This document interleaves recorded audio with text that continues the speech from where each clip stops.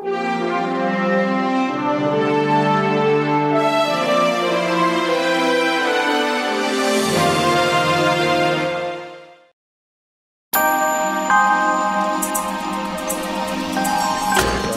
everybody! I am Matteo from the University of Coloma. How are you today?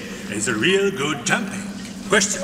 Is the Fisto in a space shuttle carbon part? You don't know? I don't know.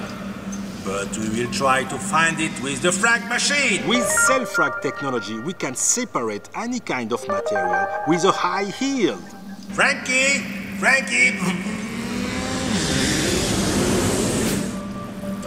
Thank you, Frankie.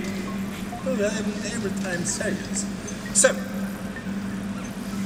carbon fiber are really strong and stiff. This one is packed. It's impossible to tear it apart without damaging it. We have just to put the carbon part into the frag machine. Simple. And don't forget, in a few pulses, we have the answer.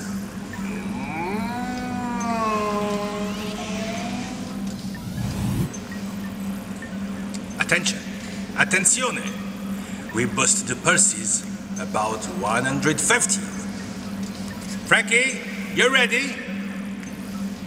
Let's go!